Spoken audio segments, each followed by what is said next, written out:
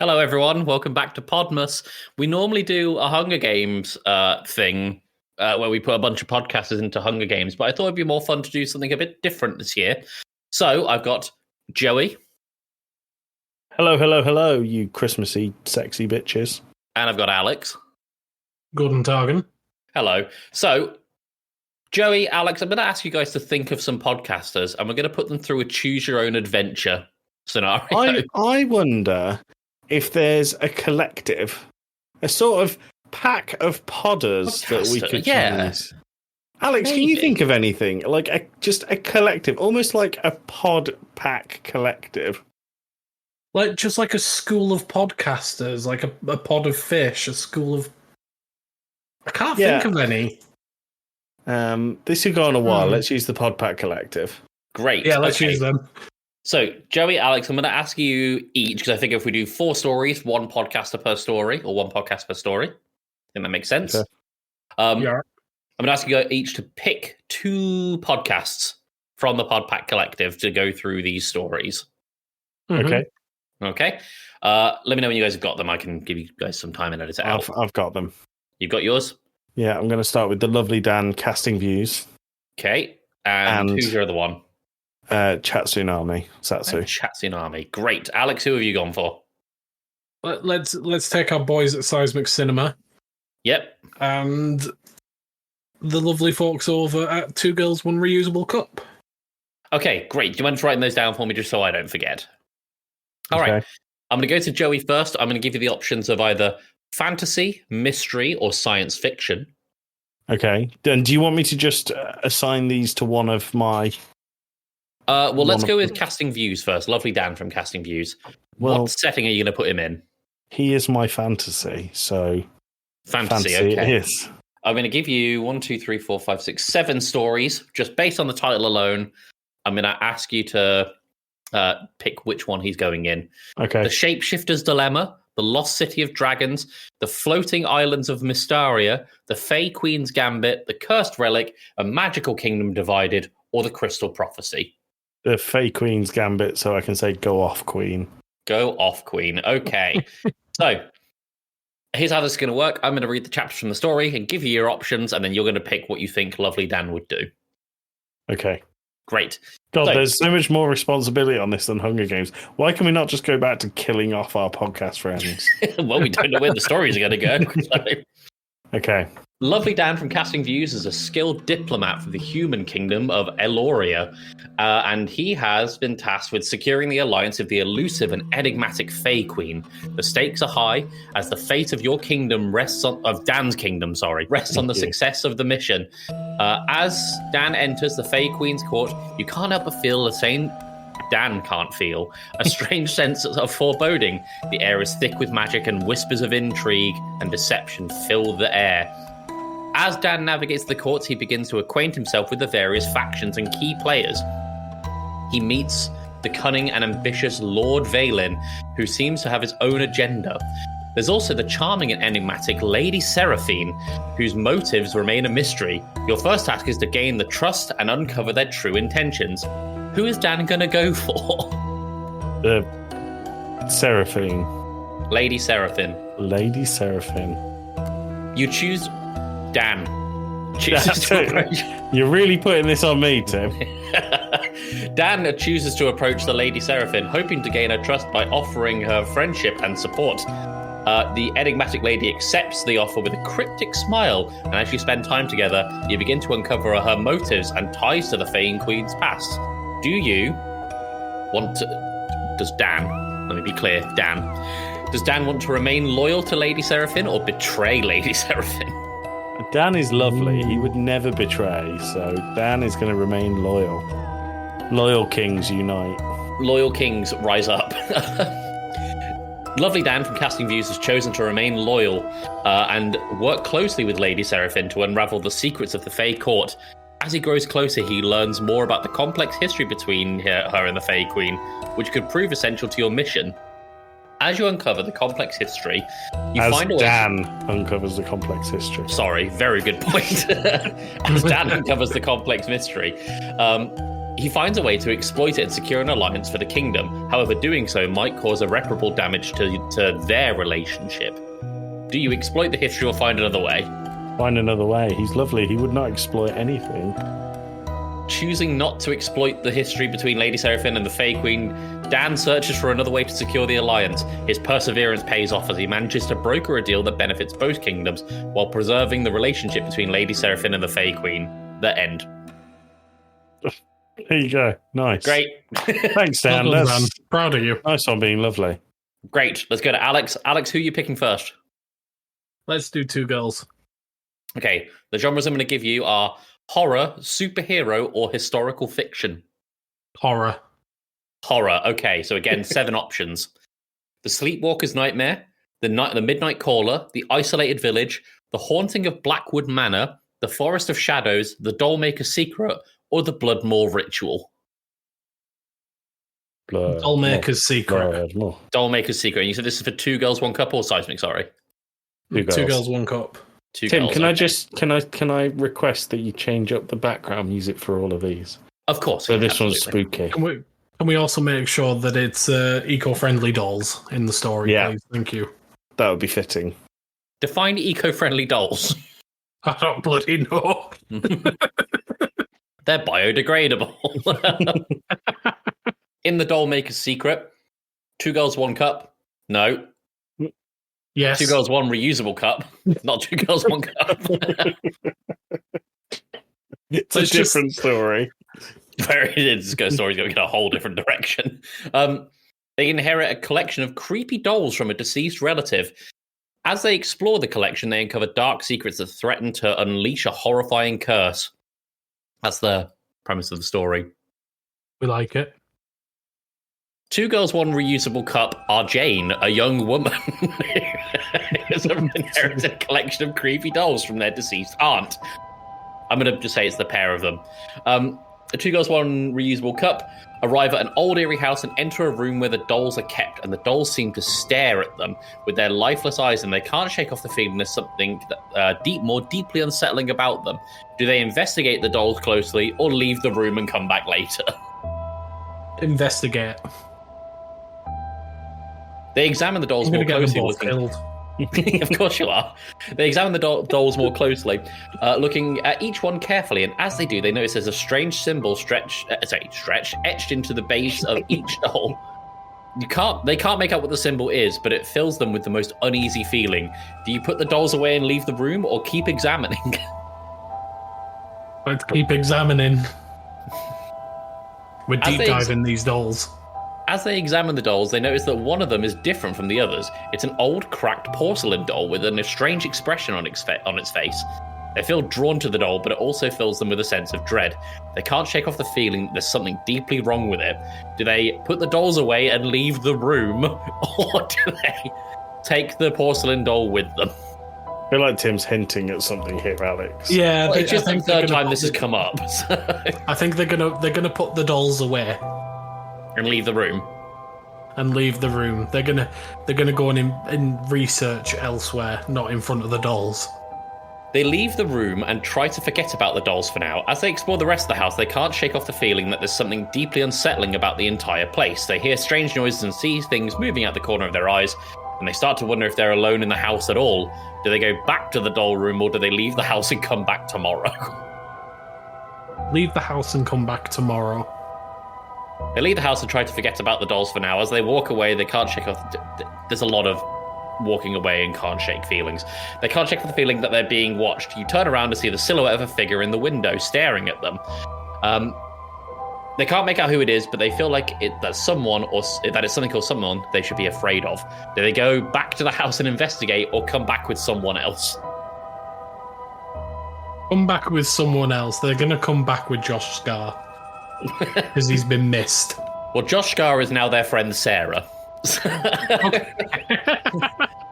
Hoping that Sarah's presence will make them feel easier, Josh's they enter the doll room. Can we do this properly? Hoping that Josh Scar's presence makes them feel better. Yes. They enter the doll room and they can see that Josh Scar is also disturbed by the dolls.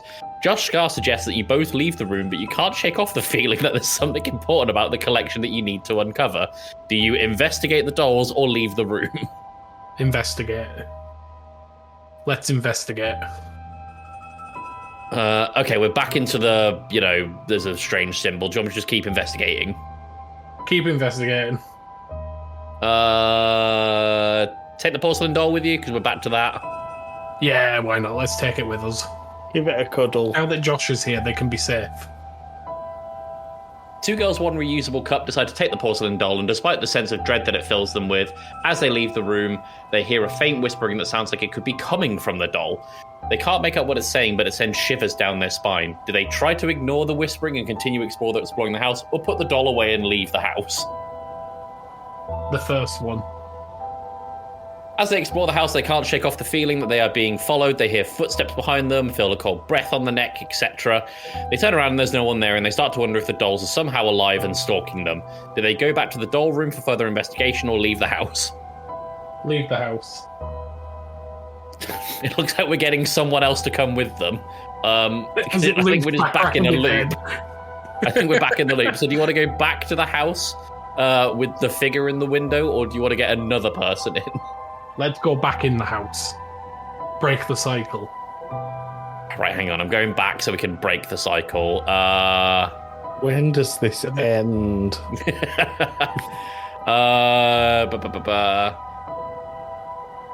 Oh my god, why are we back in this? This one sucks. Keep examining the dolls. Take the porcelain doll with you. Try to ignore the whispering. We're stuck in a loop. This is the end. They can never leave the house, I guess. It became Groundhog Day. Yeah. I'm watching the progress bar just go backwards and forwards. That's the end of their story. They are stuck with a porcelain doll and they can't leave a house, I guess. And Josh is there too. Please tell me Josh got out. I'm assuming so, because Josh is never mentioned again. That or he's dead. Yeah, or he's a doll. Could be a doll. Josh could be a doll. I didn't like that one. No? Was it too scary? Yeah, I was petrified and bored at the same time. All right, well, Joey, you've got Chat Tsunami. The genres that are available to you are romance or children's stories. Romance. All right. Again, 7 stories. Sorry. Let me think about that one. I think I'll go romance, please. Yeah. Great. So, Satsu has got 7 options available to them. They've got timeless love, a royal romance, a mysterious love letter, the love triangle, the celebrity crush, long distance lovers, or the workplace romance. Timeless romance. Timeless romance. I've lost it. There you go. Timeless love. Right, it says Amy is transported, but I'm going to put Satsu in place of Amy. Okay. So, Satsu is transported back in time to the Victorian era, where he finds himself in the middle of a bustling marketplace. He looks around stunned and tries to find his bearings. As he tries to make sense of his surroundings, he realizes that he's been transported back in time and sees a handsome man walking towards him, and his heart skips a beat. Introduce himself or run away. Run away. Satsu runs away from the man, but he follows her. He introduces himself as William. He tries to calm her down, and he's kind and understanding. Satsu begins to trust him, and William offers to take Amy, Satsu, under his wing and show him around town. She reluctantly agrees. Do we? Why are Satsu's genders all over the place here? Oh, I don't know. It's a dumb not a point and click and choose your own adventure. Are we asking William to go to a local landmark or the ball? The ball. The ball. William takes Satsu to the ball at a grand estate on the outskirts of town, and as they dance the night away, William introduces Satsu to his friends and acquaintances. Satsu is in awe at the elegance and grace of the Victorian era, and as the night comes to a close, William asks Satsu if he would like to have dinner with him. Do we accept or decline? Decline. You Satsu turning decides, William down? Yeah. Because they've gone to Pizza Express. Is it one in Worthing? It is the one in Worthing, yeah. Cool. Satsu declines William's invitation to dinner, saying that she has to return to her own time. Sorry, he has to return to his own time. William looks disappointed, but is understanding, and he escorts Satsu back to his lodgings. As Satsu watches William walk away, he wonders if he has made the right decision. Do the Satsu stay in the past or find a way back to their own time? Back to our own time. No podcasting back in the Victorian era. That's very true. Satsu spends weeks trying to find a way back to his own time, but nothing seems to work. He begins to ponder if he's truly meant to be in the past with William. As he struggles and comes to terms with his situation, he realizes that he has fallen in love with William and can't imagine life without him. Does Satsu go back to the past or move on? Stay in the past to be with William, or try to move on and forget about William? Move on and forget about William. I don't like William. He's a bit of a lech. You can do better, Satsu.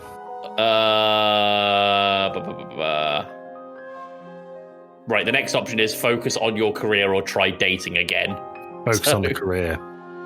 Go off, Queen.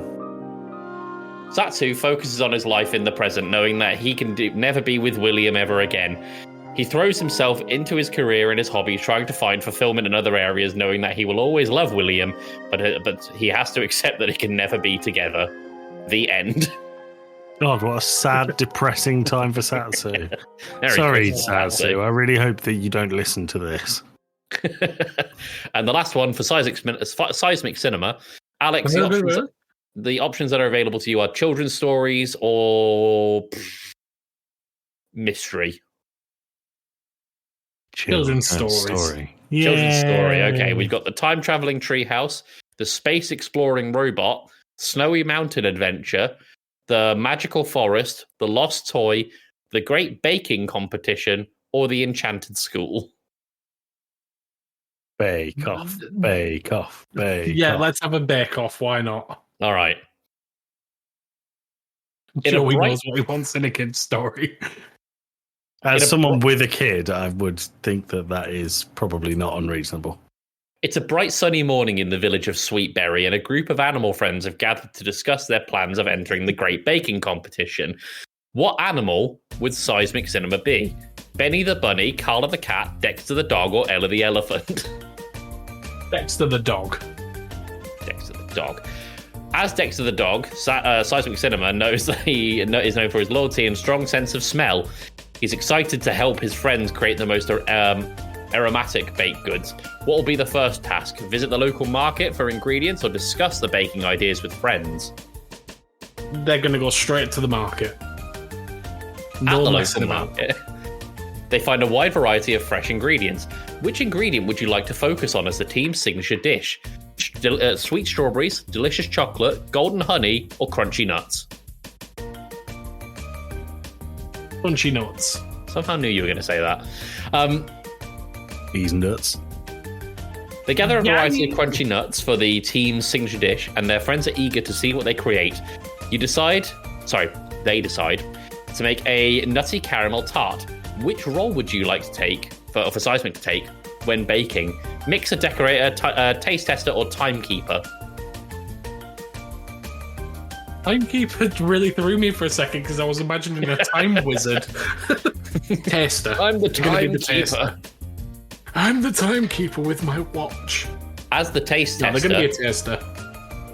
As the taste tester, Seismic samples each component of the team's creation, making sure the flavors are balanced and delicious. Do you want to add any final touches before presenting the dish? Do you want to add a creative garnish or leave it as it is?